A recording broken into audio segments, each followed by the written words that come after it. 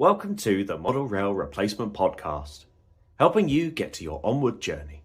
A friendly service that helps you get from A to B, or probably nowhere at all.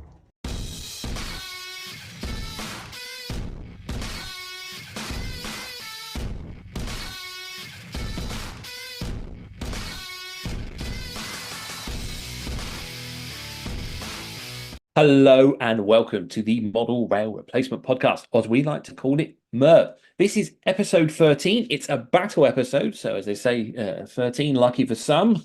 And we'll see who's going to have the luck that way.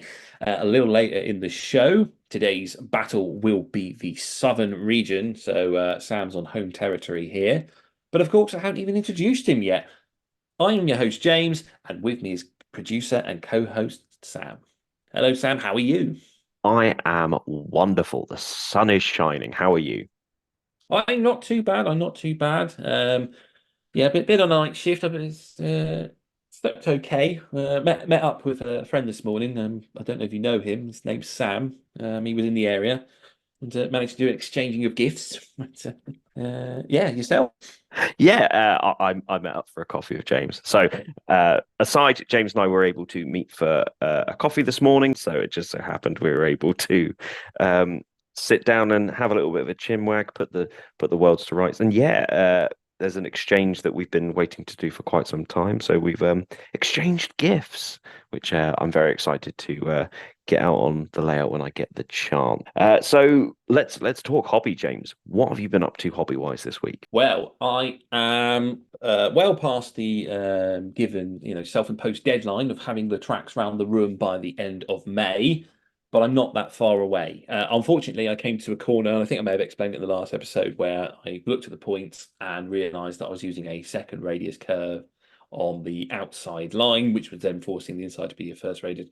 So I've had to rebuild that entire area, relay points, and come up with a track plan. I came up with one idea and grabbed. I ordered a set of points, a very costly extra postage, so it came the next day, so I could use it. And then when I laid it all out, I realised that the curvature of the was still too sharp, so I had to rethink. Went to the Milton Keynes Model Railway Show, which was on my YouTube channel. We've got to see it. It was a very nice little show. They always run every year, and AGR Models was there, and they have a bargain bin of points.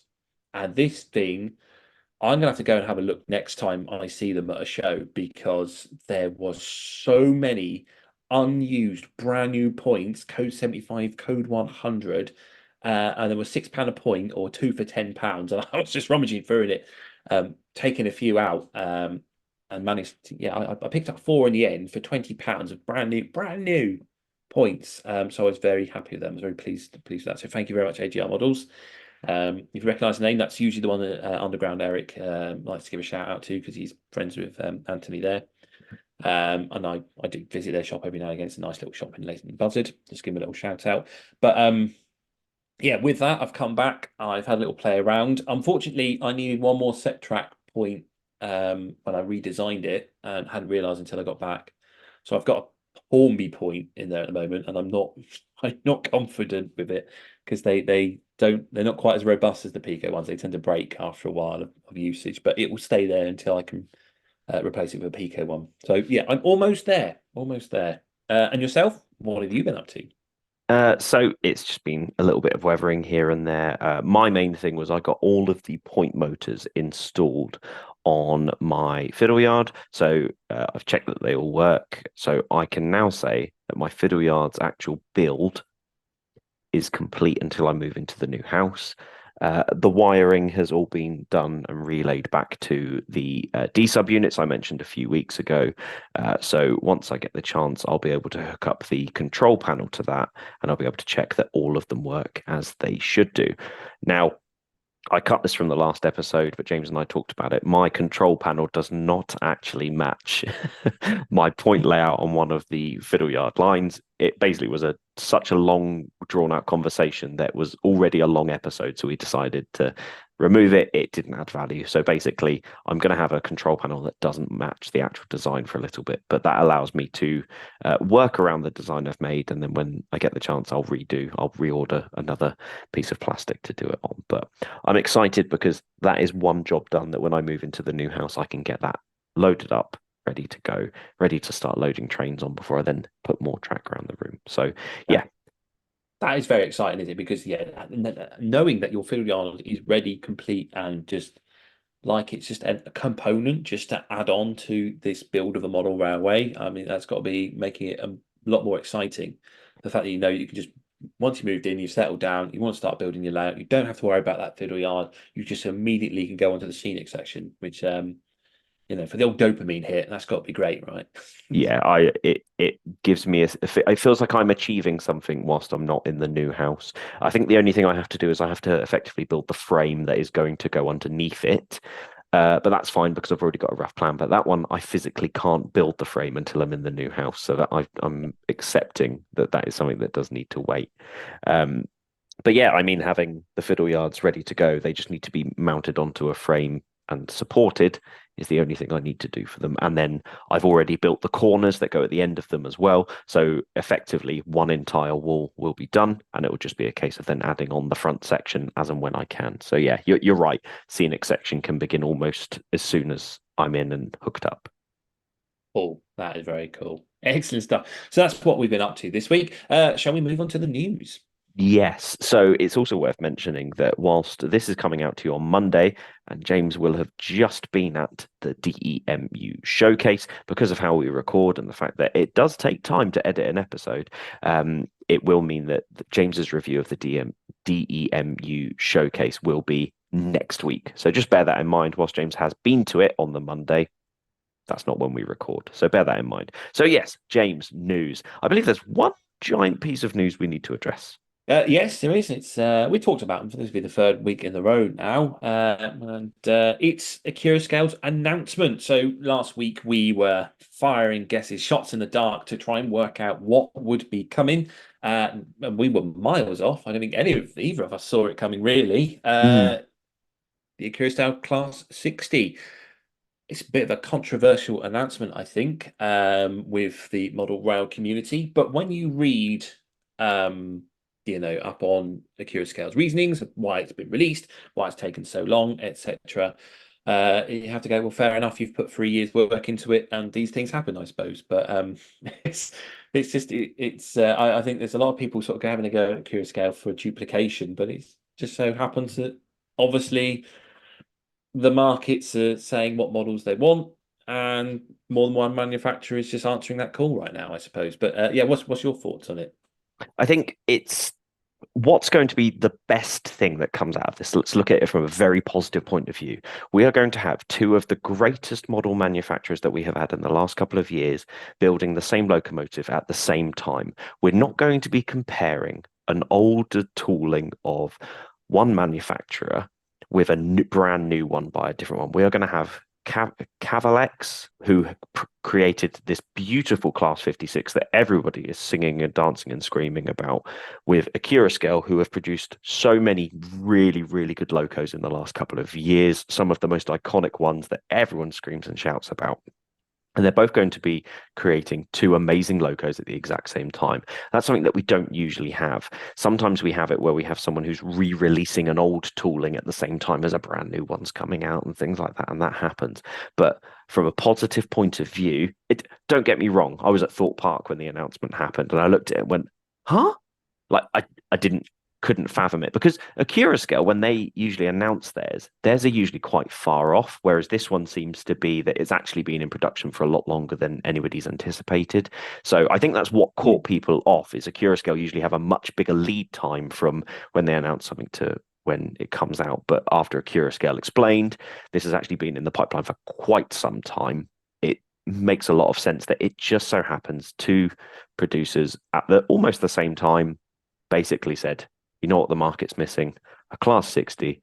Let's get on with it. And it just so happens that we're going to get the same at the same time. I think we're in a really lucky situation to be getting two fantastic model manufacturers producing the same loco at the same time. I totally agree. And this was what I was thinking. I was like, because we've said it before, like, Curioscale won like all these modeling awards last year, and we've said it on a previous episode, and well deserved and all that. And the Cavill X56 come out, and I said, I think Curioscale need to watch themselves because these guys are going to be stepping on their toes. Because as you say, that 56 is absolutely amazing. So I am generally excited about being able to compare the models and see what they can do, because I think from a purchase, the consumer side of things, this couldn't be any better. As you say, you've got two great model manufacturers that are really passionate about what they make, love the detail, love being innovative, and now they're going to go head to head. For us as the consumer, it's a good thing. And I know people going, oh, it's duplication. We don't need any more of this. We don't need this. But I'm really excited, and I had commented on the Curioscale page. I look forward to seeing how it compares with the Cavalex, and I think they hid the comment, and it wasn't supposed to be a dig at them or anything like that. I just was genuinely excited to see how this will pan out. So I have a Cavalex model on order. I've ordered the DCR one through Key Publishing, through the limited edition one they've got with Hobby Magazine, and I'm waiting to see what other limited editions Curioscale are going to announce, because I think they've announced 60001 as one of them, and 6100 in DB Schenker Red as another. So I'm just waiting to see what the others will be before I put my order in. But yeah, otherwise I'm looking forward to this. And do you know what? I don't think us as a consumer is going to lose out here. And I think it also has that advantage that previously, when like models come out and some people, until they're announced, and a few other people buy them, and then they sort of rush to try and get the remaining stock. And then you have a few other people like yourself, when you wanted the 92, you come along and you go, oh yeah, that looks really good. I wouldn't mind one. And there's nothing left. And you're like, oh. And I think model railways in general, that's a massive problem, that if you don't pre-order or get in there first, that's it. You miss out, which is, I think, it's about to swear there for the first time on the show, but a worse part of the hobby, shall we say. I think it's a little bit of a letdown that there's such this consumerism of grabbing everything first that there's nothing left on the shelves for those that can't afford it straight away. But Yeah. maybe that's something to talk about in the future. But maybe with this, we might have a few more models on the shelves for people to make up their minds after, those that have bought first and have compared and said, this is the model we want, or this is the model we want. So yeah, I look forward to it. I really, really do. Yeah, it'll be interesting. And whilst I think we all would have liked a model to be announced that wasn't in the pipeline by another manufacturer, sometimes these things don't work out that way. And I think the Curioscale still have got a few other things left to announce in the future. So you never know. I think the 58 is a diesel that's crying out for modeled sort of modified tooling, shall we say, more up to date. But just have to wait and see, won't we? Yeah, for sure. Because there's now two manufacturers making it. I know we joked about this a couple of weeks ago. My mind is possibly thinking about purchasing one from a Curioscale, and whilst I like the BR liveries, it's probably not going to be the version that you'd expect if I was going to order one. I really like, and I think because it resembles a lot like the 92 version of it, I really like the blue and orange GBRF version. It does look absolutely stunning, and I've got a little bit of time to think about it. I don't need one. It doesn't fit on my layout. It doesn't suit what I'm modeling, but at the same time, it is a gorgeous looking locomotive, and the GBRF livery of it is stunning. I mean, to be fair, a lot of the liveries for it are. I don't think. Yeah, they do. I think it's one of those things. It was so late in the BR era that it only held a few liveries, and some of the liveries that it does come in the later part of privatization, I think it does look really, really good. So I'm on the fence about buying one. That doesn't mean I think it's a bad thing. Admittedly, I was confused when the announcement was first made. It's not what I wanted, but that doesn't mean it's a bad thing. And we just have to look at the grand scheme of things. There's well, let's look at the really, really grand scheme of things. I was really, really wrong on my on my guess, and I even posted a video trying to put some backing behind my thought, and someone commented on it and said, "Ha, it was a 60." I was like, "But that's the whole point of a guess."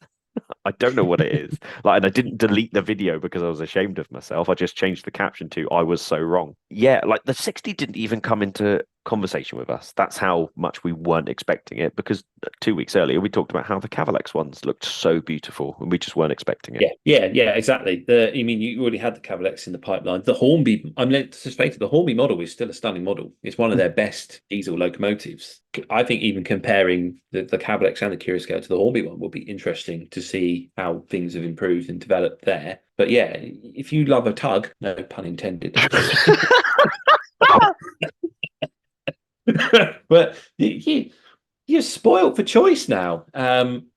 So yeah, for the diesel modeler, I think it's great. As I say, I still think Curioscale needs to venture into that DMU market. There's still a few models out there I'd like to see manufactured, and I'd like to see what they come up with. But time will tell. One last piece of news that we do have is that Hornby posted today on their social media that on the 19th of June, they do have a new announcement coming. Now, the joke could be that it's a new Class 60, but if I say that.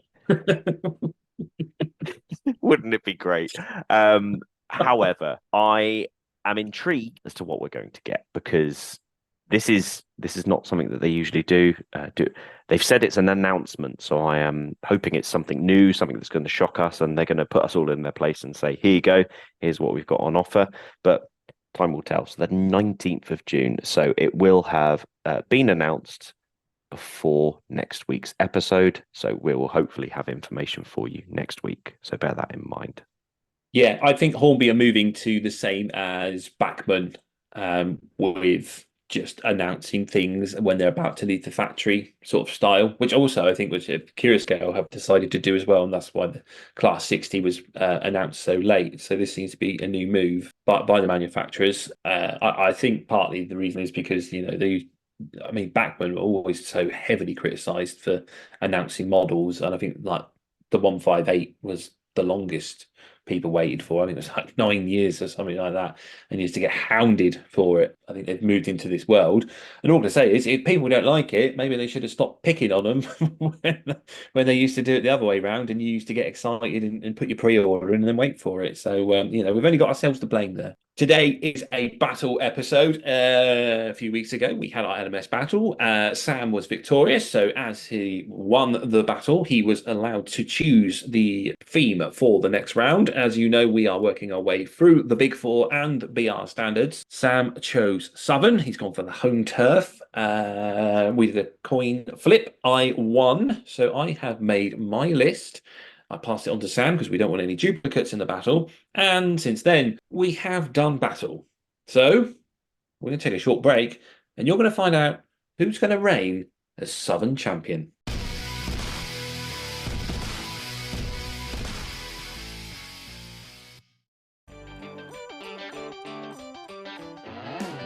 Look at that! You see that there? The super shiny diesel loco that's coming this way. Yeah, I see it. Isn't it beautiful? So fresh, so clean, like it's straight out of the box. I mean, yeah, it's nice, but I prefer it to have a used look to it.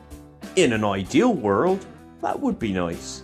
But I'm sure the owner doesn't have the confidence, skill or time to undertake such a job. Then why don't they just send it to Emperor's Path? Emperor's Path? Yeah. SBJ has years of experience in model railways and wargaming, the ability to meet your weathering needs, and works with you during the whole process to ensure the project is how you want it, not like it's come through a factory. Come on, that must cost a fortune. Not really. He offers different levels of weathering at really affordable prices. I've got my whole fleet weathered by him. My loco's got the full treatment, whilst my rolling stock just a dusting with the airbrush, and it looks really authentic. I might just get a quote. How do I contact him? You get him on Instagram at Emperors_Path, by Facebook, Emperor's Path, or emperorspathcontact@gmail.com. Emperor's Path Weathering. If it's not filthy, let's change that.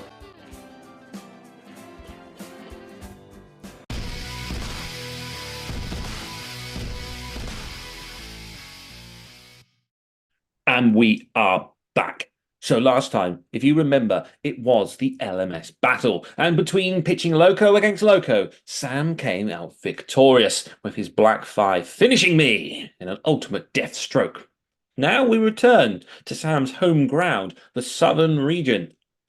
I won the coin toss and get to go first. So this is our next battle. Southern Railway. Who's the best of tank engine, mixed traffic, freight, passenger, and anything goes? Sam, are you ready to battle? I was born ready. Then play battle music.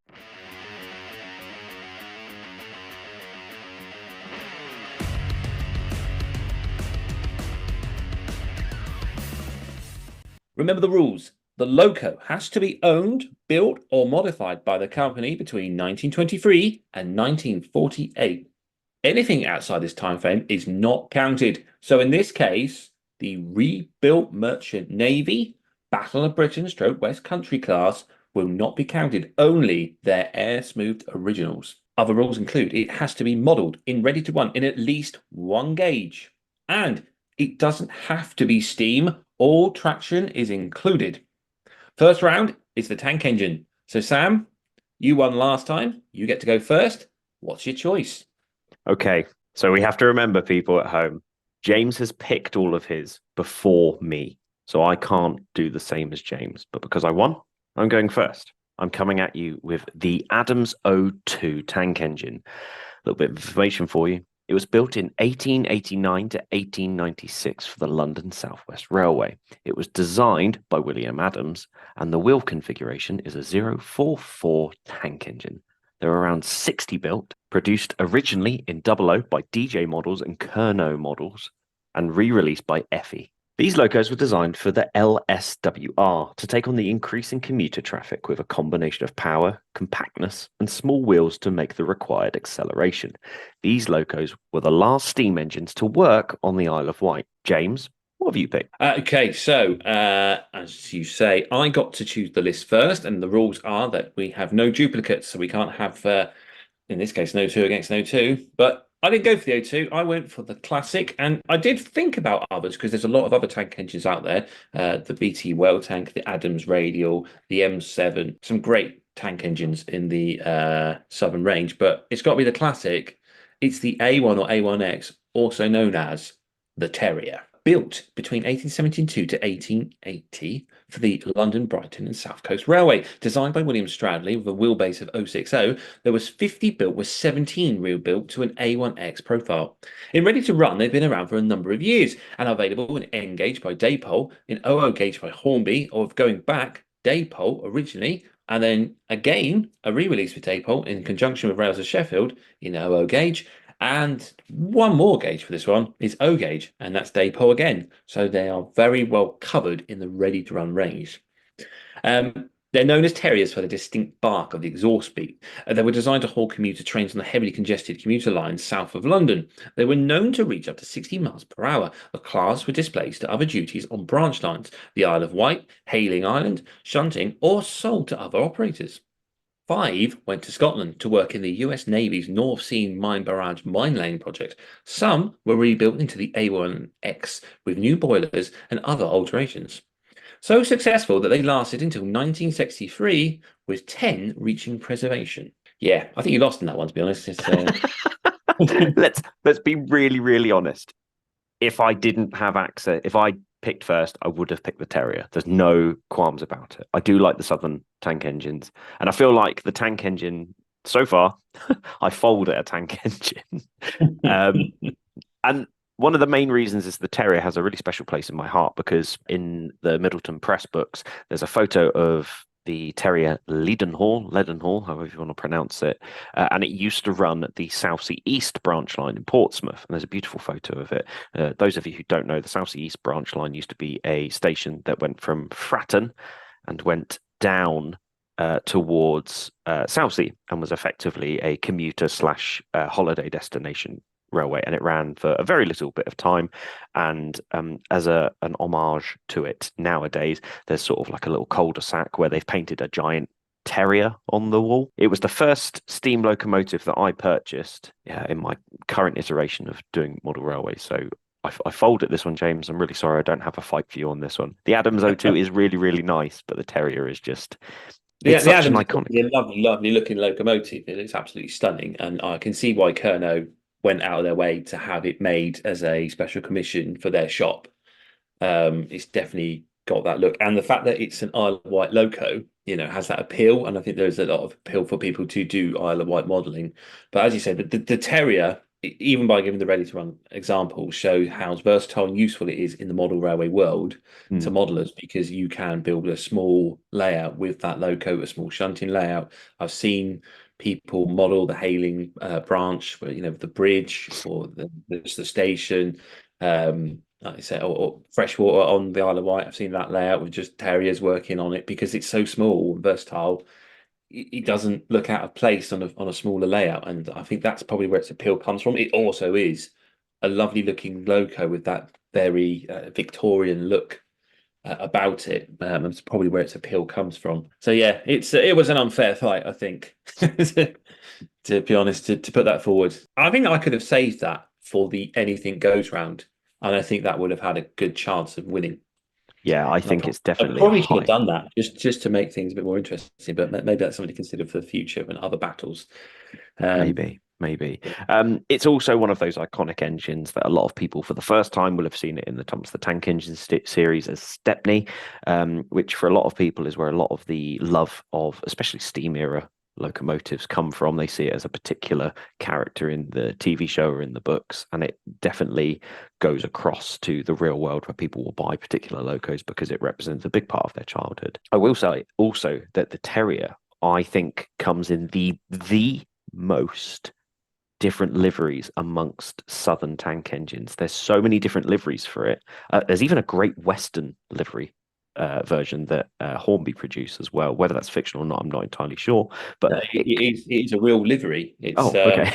Yeah, so I was going to say, because I think this is the other appeal of the Terrier, is it can be used on light railways, and there's always an appeal for light railway modelling. And like I said, I gave that example. There's 5 that went to Scotland. There was indeed one that ended up in the Great Western.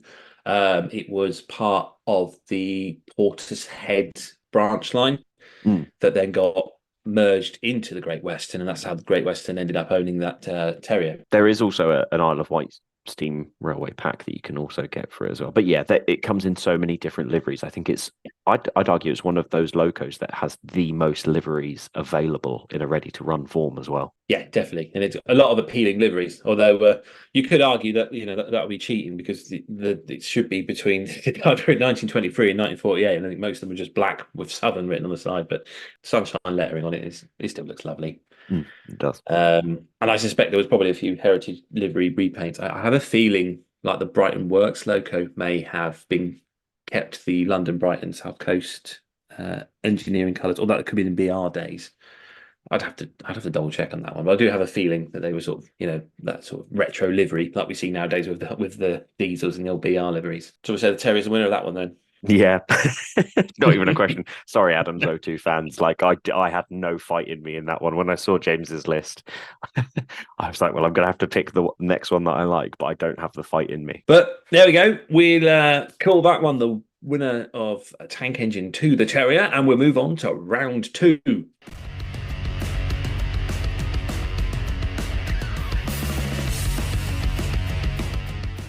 Okay, round 2 is mixed traffic, and Sam is going in with a heavy hitter. This is a proper power back at me, because I've used the Terrier here, I think, with your choice. Sam, tell the good people what you've gone for. So I have gone for the West Country, or the Battle of Britain class.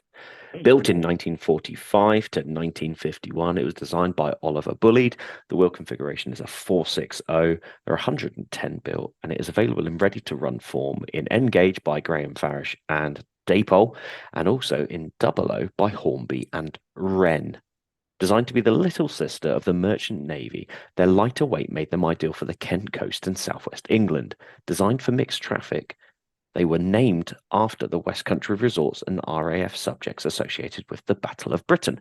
A versatile locomotive which lasted until 1967 and 20 reaching preservation. James, come at me. See, I wasn't expecting you to go for the West Country, which is an absolutely lovely locomotive. And I was hoping you might have gone for something a bit more mundane. I've gone for the N class, which I think is a stunning looking loco, but I'm not sure if it's going to win this one. They were built between 1917 to 1934 and designed by Richard Munsell. They're a 260 Mogul locomotive and are in a number of 80 were built, ready to run wise. They come in N gauge by Farish and OO gauge by Bachmann. Originally designed for the SECR, it was based on the GWR 43XX class, with improvements taken from Midland Railway concepts. I think this includes like compounding, etc. Influenced other future 260 developments in Britain. It was the last of the class, was withdrawn in 1966, with one surviving to preservation. So yeah, that's mine, and I think the N class is absolutely lovely looking loco. There's something really charming, and a 260 arrangement on a loco, they always seem to look really nice. They've got that sort of smallness, sort of tank engine-ish, but going into the tender world, but they're not too big kind of thing. But yeah, you went for a West Country Battle of Britain, and even I'm always fond of it in the rebuilt style, but even the air smoothed, I think they just look great. So yeah, well, that was just a low blow from you, to be honest. Yeah, sorry. I do agree that the N class does look very, very pretty. It is a nice locomotive, but it just, I think, competing with, I mean, maybe I should have saved this more for my my last one for the Anything Goes round, because it's such a famous style locomotive. However, I do really like them, and in terms of mixed traffic, I was really struggling on which one to pick, and this one just kept jumping back out at me. So I decided to go with this one. And I do like the idea that it's not as big as its big brother, but it does have that sort of essence to it that makes it a very lovable locomotive. Yeah, definitely. It's always popular with Southern modelling, isn't it? For a model railway locomotive, you'll always see at least one of this class on a layout. They are quite the iconic look. I always think they are slightly better looking than the Merchant Navy in their air smoothed guys. Yeah. I think, I think they're slightly smaller, probably size to it, just makes them just look that little bit better personally. People may argue different, but that's how I feel about them. I mean, I'm quite keen on bullied designs. My list could have been all bullied, to be honest. Yeah. Could have found something from every category. Even the tank engine, I would have gone for gone and used the shunting. We called it tank engine, but we usually say tank engine or shunting locomotive. In which case, you could have gone for the bullied 060 diesel shunter that he designed on the behind there. But I don't think that would have won in comparison to some of the lovely tank engines on the southern region. Something that does have a lot of charm when it comes to the West Country class as well is if you look at it from a heritage point of view in our modern day thing. I don't know if you feel the same. I might be completely wrong about this, because at the end of the day, I don't go out and do the days as much as some of the other people out there. I find that this is like the perfect size tender locomotive to have at your galas and on your heritage railways, because there are some. I mean, I went and saw the Flying Scotsman at the Watercress Line back in the beginning of 2020 before everything went wrong. Whilst beautiful to see it, I feel like it dwarfs almost the railway that it runs on when it's that big a locomotive. Whereas I feel like the West Country class, especially when you see it at a heritage situation, feels really like it feels like the right size for the larger sort of thing that you have on there. And I'm not saying don't bring these big beautiful locos that we still have in preservation, but there's a reason that 20 of these were preserved. Yeah, that's it. And I think the other thing, like you're saying, it does look right on the smaller lines, because essentially, your preserved railways are the old branch lines that got shot down mostly. I think the Great Central being the exception. But when you look for modelling examples, this is a tender engine locomotive that you can get away with having just 3 coaches behind it, because when they get to like the southwest and heading towards Barnstaple now, the train would split up probably at Exeter or something like that, and these locos would then just take a portion of the train away, and so you could model with the West Country or Battle of Britain with only 3 or 4 coaches behind it, and it wouldn't look out of place. And I think that's what makes it a good, appealing locomotive for the modeler. That was just a no-brainer round, really. got to go to the West Country stroke Battle of Britain.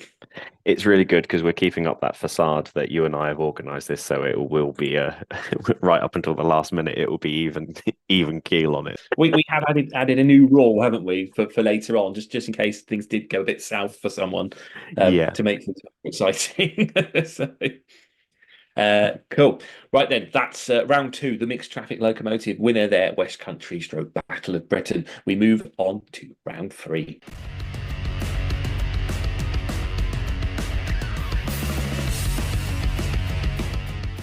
Okay, we move on to round 3, the freight engine. And I think this is something we probably need to swap in order because it seems a bit weird that we go tank engine or shunter, then we go mixed traffic, then we go freight, then we go passenger. It'd probably make more sense to go freight, mixed traffic, passenger to merge into it. But we can worry about that next time. Sam, round 3 is freight engine. And what have you got?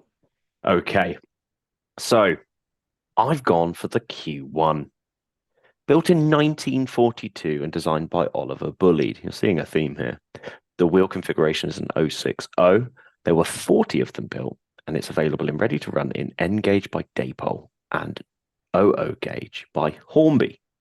Constructed during the Second World War for intensive freight turns, the loco incorporated many innovative and weight-saving concepts to produce a highly functional but not necessarily good-looking design.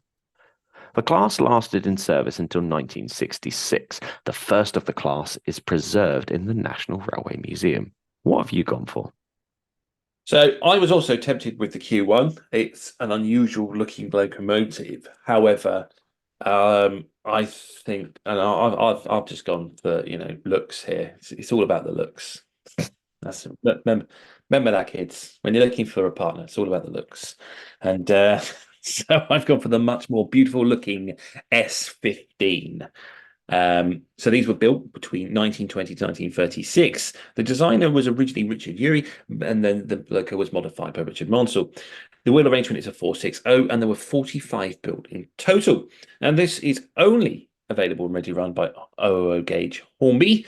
Original construction was for the LSWR to handle freight to and from the South Coast ports and further west to Exeter. They could also be utilised on passenger work. After the pre-grouping, Richard Monsell increased the class to 45 and improvements that included the change to loading gauge by altering the firebox, and that allowed them to go on a wider range of routes. They lasted until 1966, and 7 are currently preserved. So that's mine. I mean, if we just went by how many got preserved to compare, they're obviously well more loved out there by the fact that 7 of them got saved. Yeah, I mean that is a good way to look at it. But I mean, I'm going to upset some people. I'm back on the upsetting people train. This loco looks to me like it's trying so hard to be a GWR loco, like to the point where looking at a picture of it, I'm upsetting so many people. Who are you trying to upset here? Because you're a Southern man. I would have thought that you would never associate any of your locomotives with the Great Western Railway, and here you are trying to say that it's trying to look like a Great Western engine. Well, I mean, I'm a Southerner, but I'm also a diesel boy. I find it really difficult that, yes, the Q1 has that sort of ugly duckling sort of feeling to it. I find there's something simplistically charming about the Q1, and I'm very grateful that in my line of work I've got to work on quite a few of them in weathering, and they're always so lovely to weather, because at the end of the day they were literally covered in absolute rubbish by the time they'd finished their day's work, and at the end, and because they were sort of austerity engines, they didn't really get any love except for after the war, where everyone sort of appreciated how good they are. I find the wheels on them still maintain that real southern look to them, but other than that, it is very much a case of you could look at this and not know it was a southern engine if you didn't know the backgrounds on it. I look at the S15 and I just feel like it's far too long for the engine I want it to be, and that's more of a me problem. A you problem. Plenty of long freight locomotives out there. I mean, the 9F is known as the spaceship, because of its size. Sometimes there's big freight trains that need moving. That's true. I'm just finding it really difficult to pick the S15, usually I can sort of within a minute or two go, yeah, okay, yeah, you're right. But I'm really struggling to think that the S15 warrants being the best of the Southern freight locos. Yeah, it did some good jobs, but did it? Was it the workhorse of World War II that led us to victory and at a point where we're celebrating the fact that we won the war because of this workhorse and all of the grand things that it did for us and helped us through that time where we had to really work together as a country? I think you're just using recent events to try and push your locomotive into the winning spot here. I think you're trying to play on the public and what's in the mind's eye here. But I do agree with you. Modelling wise, the Q1 is a superb model if you love weathering. As you say, they're filthy. They were not looked after. The fact that they've got no running plate meant that they got very dirty. But they're not to everyone's tastes, and I know some people like them because of their curious looks, and other people just think they're horrendously ugly, and look like a very bad diesel. And yeah, it's a tough one to call. I don't know what way, if we put this on the public vote, what way it would go. Maybe there would be a lot of bullied love there, because like you say, it has got those bullied wheels, those distinct bullied wheels, that are, really, they have that. It's like his signature, isn't it, of his steam locomotives, just to see those wheels on there. Yeah, it's a very Southern thing. So I'm going to go with iconic then. Out of the two, I would say that the Q1 is definitely the more iconic locomotive. Regardless of what it did, it is iconic. You can look at it and say, that's a Q1. If you showed me a picture of an S15 separately, I'd struggle to, if it didn't have Southern slathered across the side of it, I'd struggle to say, that's LMS, that's Southern. It doesn't have anything that screams Southern to me. Do you not think? Because I think that one, the Lord Nelson and the King Arthur class, they've all got that trait of the time of when they were designed, that you can tell that they are all of the same family. Looking at one with the deflectors on, yes. Looking at one without the deflectors on, no. I think the deflectors on it make it look like the Nelson, the Schools class, the what did you say the other one was? Sorry. You've got your King Arthur class and your Nelson class. Yeah, Schools class as well, I suppose. Yeah, it's that deflector, isn't it? Yeah, they do have that Southern deflector on it. But if you take the deflectors off, does it really look Southern? It's. I think I know which photo you're looking at, because on a Google search you get the black and white painted in grey, as they used to do when they come out the workshop for a photo opportunity. And yeah, looking at it, it has got a hint of GWR about it, hasn't it? But that tender is definitely distinct enough to be, that's a Southern tender. It's on bogies. I tell you what it reminds me of, and it is your 7F that you had in the LMS episode, the one that it reminds me of that. And I don't know if it's just because these are freight locomotives that it's reminding me of it. And yes, I'll bow down to the fact that tender does look quite Southern. The Southern locos do tend to have that sort of long tender thing to them. I don't think I'm willing to give up that the Q1 is not the most iconic freight loco of the Southern Railway, though. Okay. Well, I think this one will have to be we'll see how the public goes on it when we put it out on Instagram. But anyway, the Q1 was going to be my choice. I don't know. I just felt that the prettier locomotive was probably the one to go for. But yeah, modelling wise, the Q1 is probably the more appealing model, just because it is fun to weather. It's more suited for smaller layouts. If you want to get a tender engine on there, it fits into that sort of category again, like the West Countries do, where you don't have to have a massive train behind them. And yeah, that's suited for all sorts that are found all over the southern region. So yeah, maybe the Q1 probably is the better locomotive for freight, particularly when it comes to your modelling. Okay, that was the third round then of freight locomotive, and the victory there goes to the Q1 class. So we move on to our next round.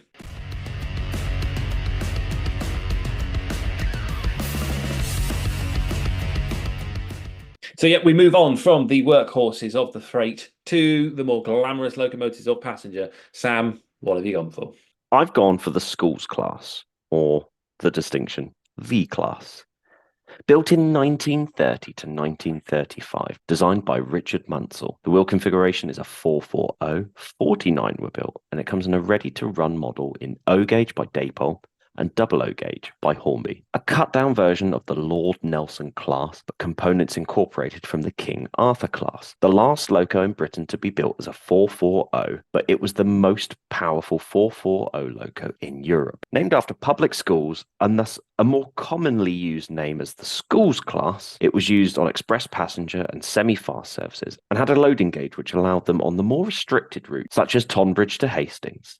All had gone by 1962. Sadly, only 3 of them made it to preservation. James, what have you gone for? Well, this is really just us just throwing bullied locos at each other, isn't it? And you just know if you go for a bullied, you're going to win. I'm sure.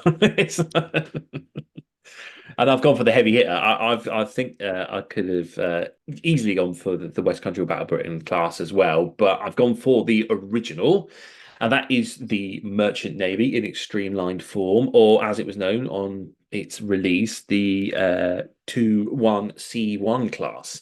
So these were built between 1941 to 1949 and designed by Oliver Bulleid with a wheel arrangement of 462. 30 were built in total. And they're ready to run. They are available in N-gauge by Farish, originally their Paul version, and then an updated version, which is now made in the factories in China.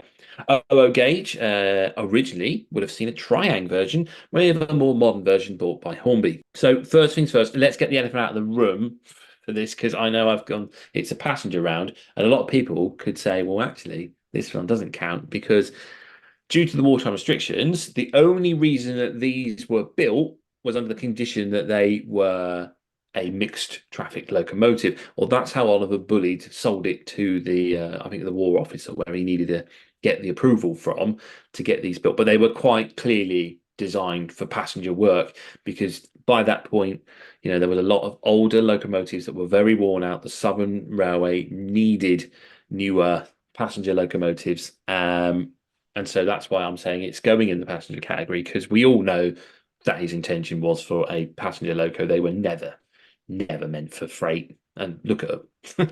Why would you stick a loco that looked like that on freight working? So they were built with a number of new steam locomotive technology innovations, including the first use of welding in the construction process, and had other things like chain-driven valve gear. Not all of this was as successful as other innovations. And they were named after merchant navy shipping lines involved in the Battle of the Atlantic, and those which used the Southampton docks, which publicity-wise was a very good idea for the Southern Railways. They were eventually all rebuilt and lasted until 1967, with 11 surviving into preservation. So, yeah, I've just thrown a bully back at you.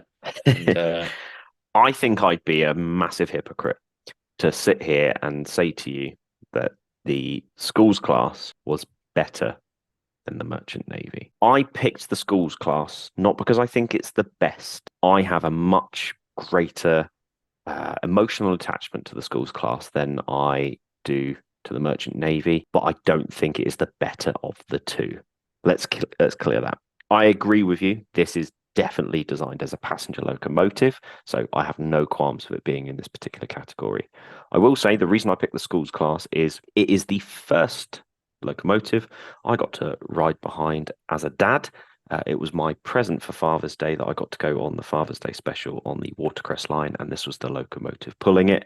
The Cheltenham locomotive, which sadly is not currently running. It had its boiler ticket run out not long after this event, and that's why I've picked this. I think it is a beautiful looking loco. I would love a model of it, and I've said that before in the past on YouTube videos, and I think I may have even said it on this particular podcast. However, let's take the emotion out of it. The Merchant Navy is the one. I can't sit here and say that the West Country class is the better one when its big brother comes in and goes, hello. So I think with no real argument, I think you've won it. Yeah, I get it. There's a lot of very nice passenger locomotives in the Southern Railway range, and I think we've said it before in a previous podcast when putting this list together. I think you could easily go to the pre-grouping and have a battle it all amongst, LSWR, London, Brighton, South Coast, etc., in their own categories for their locomotives, because they do have some absolutely gorgeous locos. And with Southern Railway, it was a very successful railway. I think it was the richest of the four, and that's because it had so much commuter traffic, and so therefore they invested a lot in the third rail and all that stock there. And the steam engines kind of got forgotten about, and so you have a lot of antiquated Victorian designs that managed to hang on. And they are so charming. The T9, the Greyhound, as it's nicknamed, is absolutely gorgeous loco, I think. And it was one I considered, but like you say, you can pick that. You can, as you've done, you've picked the Schools. I think the Schools is a beautiful locomotive as well. Yeah, I think they're absolutely stunning. But when you just bring out the big guns of the Merchant Navy, it's a popular locomotive. It's an iconic look. It's got that, the air smooth casing around it, which was obviously an influence of Oliver Bully's days of working under Sir Nigel Gresley. So he obviously didn't want to do for his aerodynamic, or however Gresley described his A4s, but he'd obviously learned from that and decided to apply it to his own locomotives. And yeah, who doesn't love a merchant navy at the end of the day? I do have a genuine question. This is not a loaded question. This is not to anger anyone. Difference between the two classes. Which one is the spam can? I think they both run with that nickname. Okay. As far as I recall. But I think it's more common to the West Country Battle of Britain class, because all of the merchant navies were eventually rebuilt by British Rail into the guys that I think most of them are now preserved in today.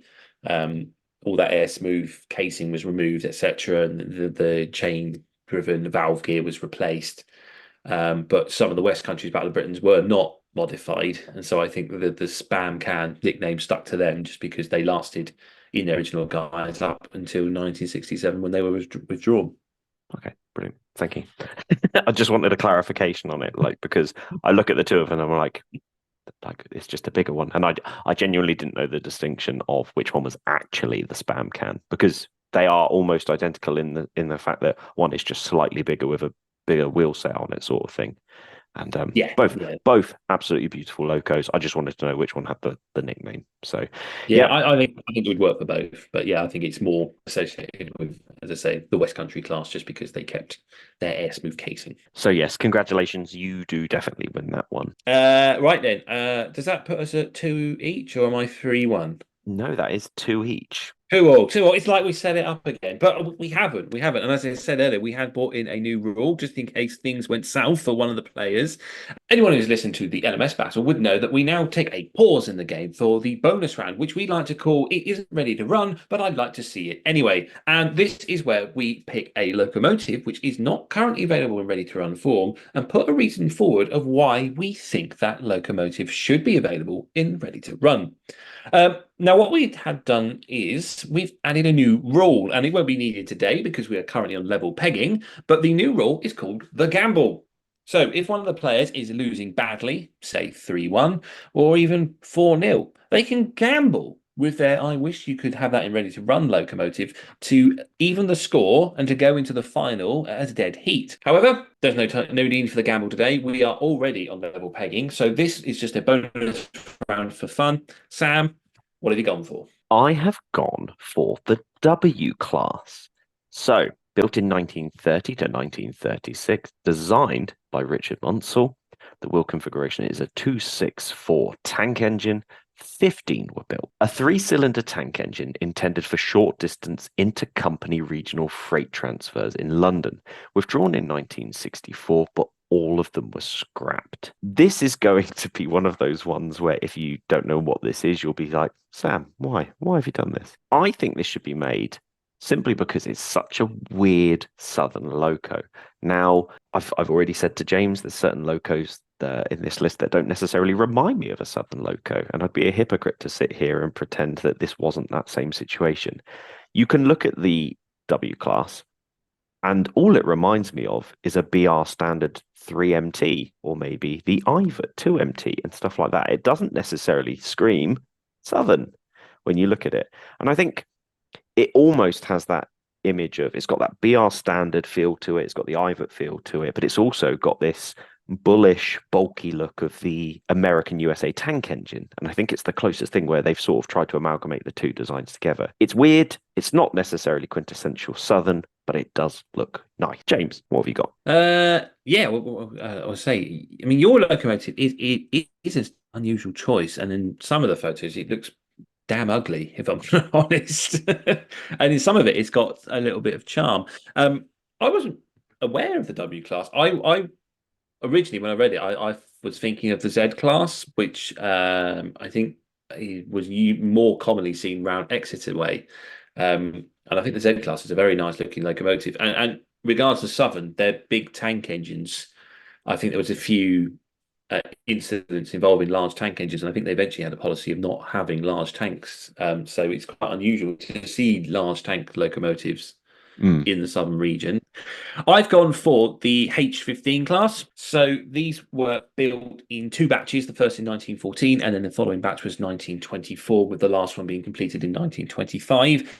They were a 460 wheel configuration. There was 26 of them built. And again, they follow the same looks and themes of Lord Nelson, the S15, King Arthur. They've all got that sort of similar look and style.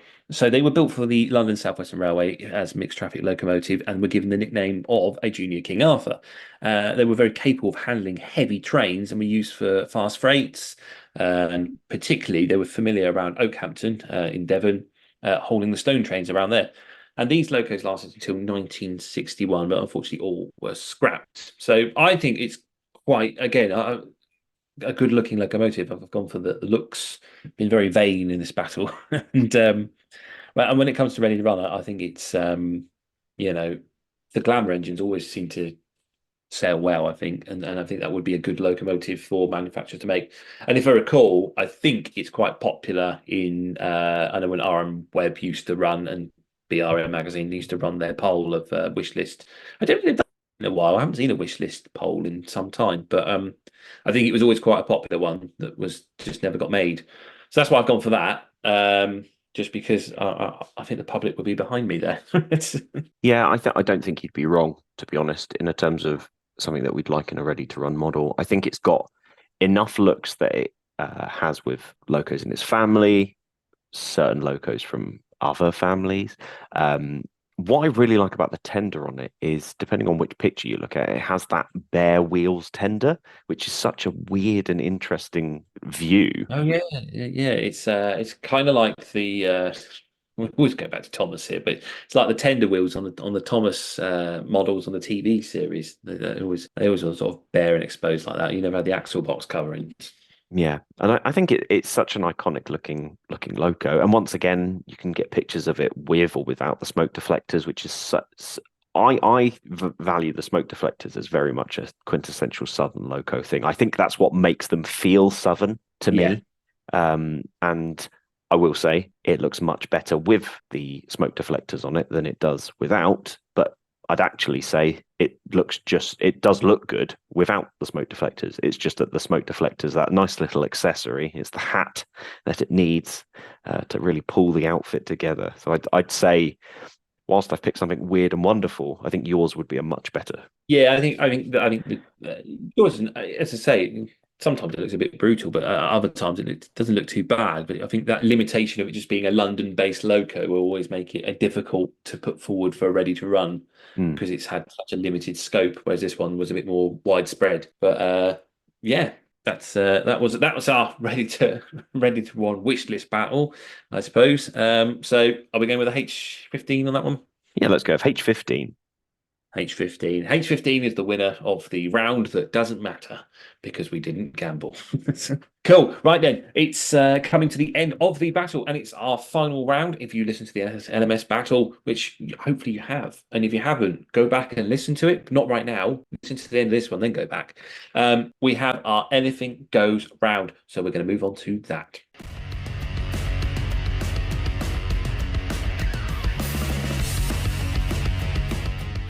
If you're not familiar with the rules, Anything Goes is, as the title says, anything goes. This round is pitting against any choice of loco against any other choice of loco. So, as I said, I could have saved the Terrier for this and put the Terrier up against, possibly, if I hadn't used it, Sam could have picked it, the Merchant Navy. I think that would have been an interesting battle there to try and pick that. However, it's not gone that way. Sam, it's been pure steam for you, which is quite surprising, as it's Southern Railway, and as we have mentioned, they were quite keen on their electrification. Are you going to finish this battle with a steam move? My finishing move is going to be the Electric Type 2 Bill.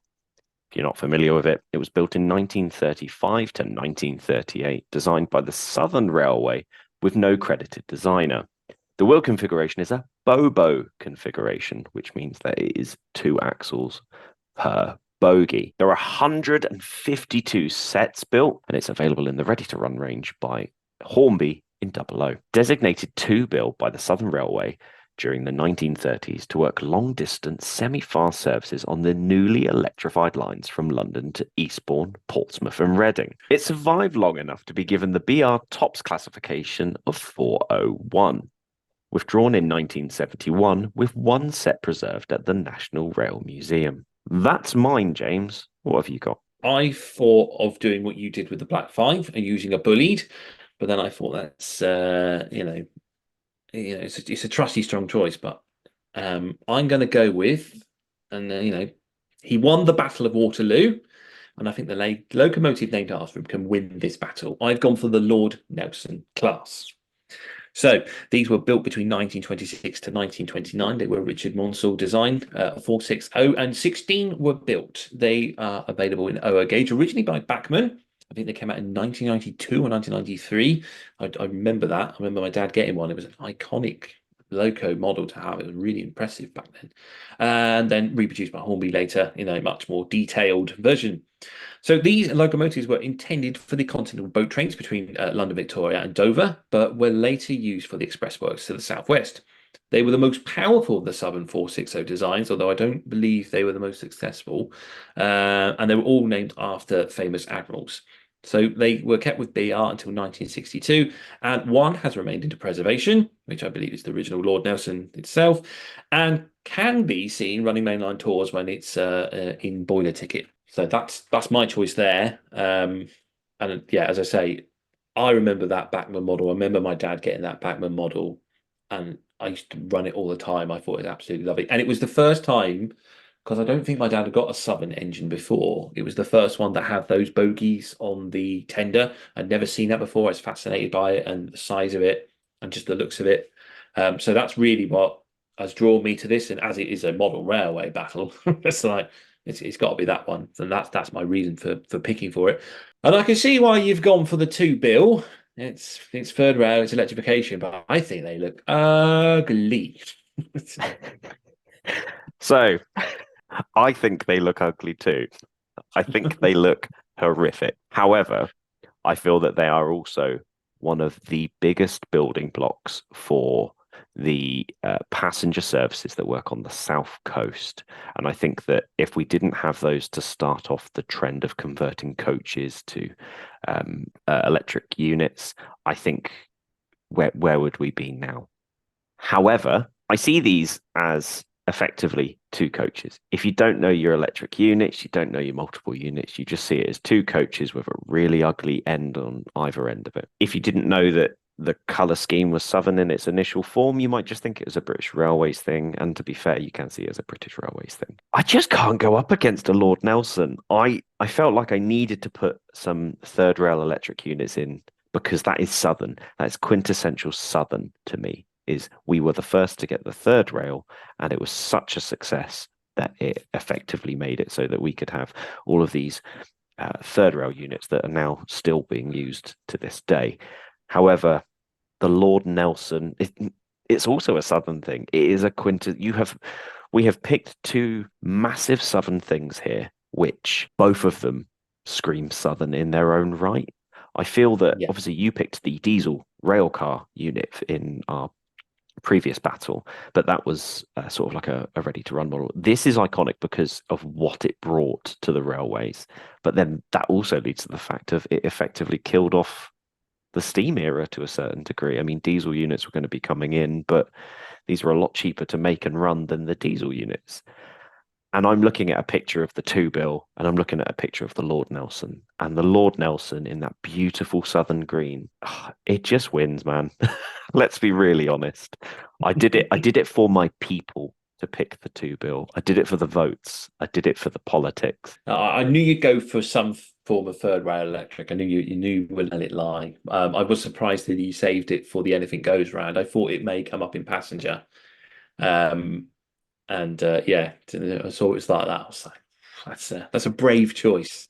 And yeah, you say they were the part of the start of the revolution of the third rail electric. They are that commuter service that Southern Railway rolled out that made it so successful, that brought it its profits, that made living south of London such an ideal place if you worked in the city, that you could go out commute, and it changed the way people lived. And I know people were already doing with obviously with steam engine. You had like the Metropolitan running out to Metroland and stuff like that. But this was, as you say, you could get faster, quicker services with it. I think it looks better in its Southern Railway livery than any other livery it then later got given, particularly the yellow ends with the blue-grey era. I think it looks horrendous. It showed its age by that point. It really did. I can see its appeal, and then for a modeler, if you want to do third rail and you don't have room for massive 12-car trains, this is kind of ideal for a smaller, third rail branch line that's come off the main line kind of thing, and there's an appeal there. But as I say, I've already talked about how much I love that 00 gauge model that my dad had, and that still sits with me of how great I thought it was, and I do remember running it all the time. And like you say, in that Southern Railway green with the sunshine layer, and it just looks beautiful. So yeah, that's why I went for it. And that's why I didn't go for a bullied, because I thought the Lord Nelson really needs to be appreciated for the locomotive that it is. It is stunning, and I think hands down, I'm not even going to argue, you win this. It is such a gorgeous loco. Okay, so that's a victory for me, drawing us at 1 each. Sam took the LMS round, but I have taken the Southern round, and as per the rules of the game, I get to pick the next category. And you probably were thinking I'd go for GWR, but I'm going to go for LNW, not LNWR. We're not doing pre-grouping. I'm going to go for LNER. And not the modern LNER, the old LNER, 1923 to 1948 LNER. That's my choice. And so, Sam, I do believe you have the coin toss ready. I do have the coin toss at the ready. So I picked the subject. You get to pick heads or tails. What are you going for? I'm going to go for heads. Okay. Coins flipping. Who goes to pick their list first? It's tails. Back of the net. Oh no, this is so bad. Do you know the one I'm worried about? It's Great Western. Yeah, Great Western's going to be a slaughter fest. Yeah, whoever gets Great. If I don't win that, I am going to have to go to my friend at work who's very well versed in Great Western and get him to tell me some really good choice of engines to go with, because that could be quite difficult. However, I've already been thinking about my LNER list. That victory's mine. So if you want to hear me destroy Sam in a couple of weeks' time, the A4's gone already. I'm just sat here going, no. That's one victory there straight away. Well, I mean, the thing is I thought because you were picking the Southern, I genuinely thought it was going to be a case of that I was screwed and I wasn't going to win any of them. And yes, I did bully you a bit with one of them, like the pun there. It was definitely closer than I thought it was going to be. And I think it's just one of those things that you can pick your locos, but when you put them together and you're sat having a real discussion with it about someone, it doesn't necessarily have to be completely one-sided, unless of course you do pick the perfect, because it's all relative. It's solely based on how you see and perceive something. And until someone mentions it to you, you might never unsee it. That's it, isn't it? It doesn't, you may think you have the best and the perfect list, but it's about arguing it and saying why you think that is the winner. And as we have to remember here, this isn't just about the locomotives in real life. This is a model railway podcast. podcast. It's about the models that are produced as well, and what would look good on the layout, or what would be more suitable for a layout.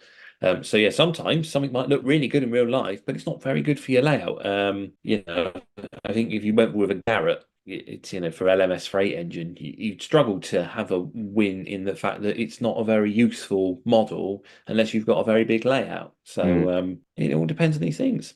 It does. So that'll be next time. That will be the LNER battle in a couple of weeks' time. And I think that'll do us for now. I think we'll take a short break and come back.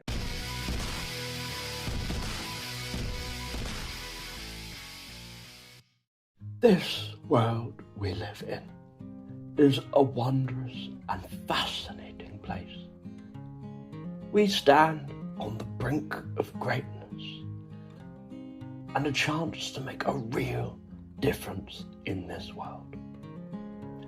Two people who are not making a difference in the world are James and Sam. So great are their egos that you can now support them on Patreon from $5 per month to just show your support. You too can watch the model railway world burn under their narcissistic natures. Head on over patreon.com/Model Rail Replacement Podcast.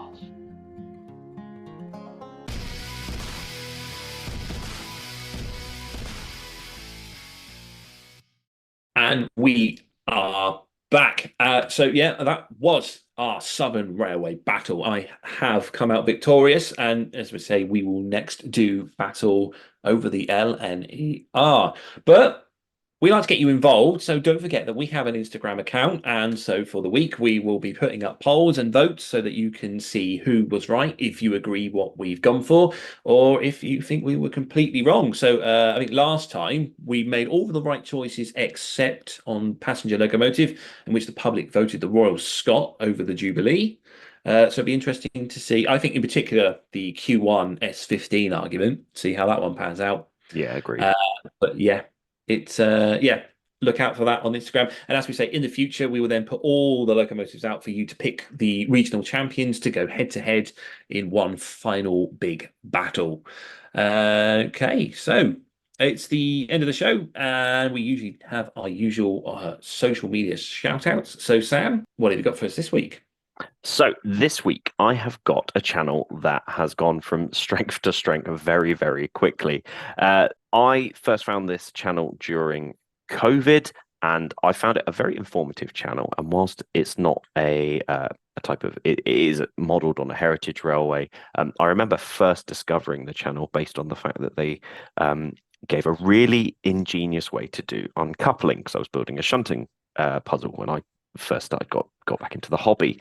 So I remember this person doing their 10k subscriber mark, but looking at it now, they are on 35,000 subscribers, and this is Joseph from That Model Railway Guy. I think Joseph does a really, really good job of being informative whilst having a little bit of humor and admitting that there are faults that you can make and that you can redo and things like that. A very honest feeling modeler. They've done a 00 layout, they've done a 009 layout, and they are currently building a TT layout for their dad.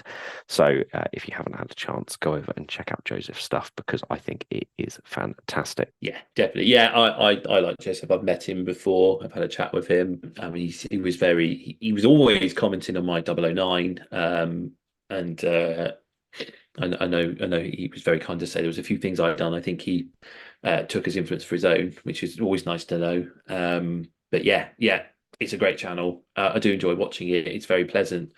I think he's very lucky as well. He get a Rapido invite him to the factory, don't they, to sort of have a look at the upcoming samples of models. So he's doing all right for himself, and yeah, definitely a good recommendation of a channel there, I'd say. I also, something that this is, if you're not into music, it doesn't make sense to you, but I think this is amazing. So day job, Joseph does music, I believe brass. He's a brass performer as well as other instruments. However, all of the music that you hear in the background of That Model Railway Guy's videos are performed by him. Oh, really? Yeah. I remember sitting on a live stream, and he was saying about how the music is all written, composed, and performed by him because he was getting bored of hearing the same YouTube videos of the same music kind of thing. And I thought that's amazing, and it's just one of those little things that make it an even better channel. That's really cool. Yeah, I try and make my own in GarageBand, but I'm not massively musically talented, and they all tend to be just some sort of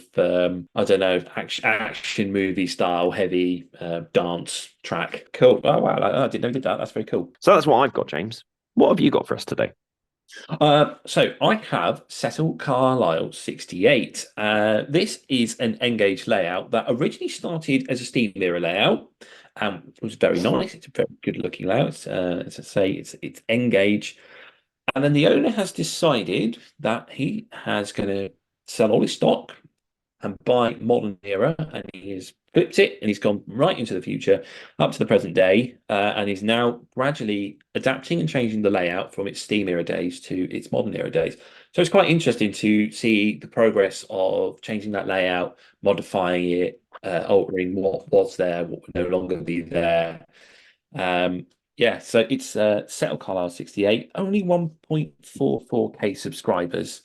So definitely in need of a few more followers, and it should because it's a very, very lovely channel. So yeah, please go out there and find that one. That's a recommendation of mine. And yeah, it's a lovely model, and it has got that feel and look of the Cecil Carlisle. So that is my recommendation of the week. Cool. So that brings us to the end of the show. And as we always like to do just before we go is we've done the social media shout out. So we always like to do our own social media shout out. Sam, how can people find you?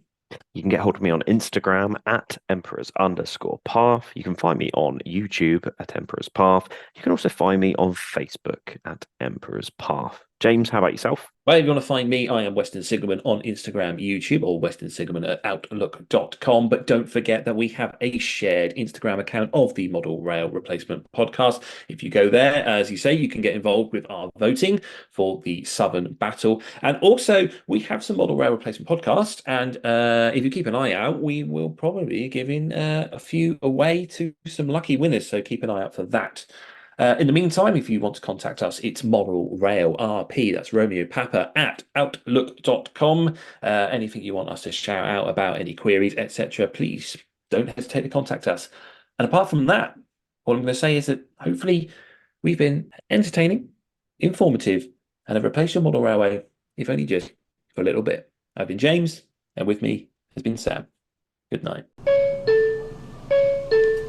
This service terminates here. Please ensure you take all of your personal belongings with you.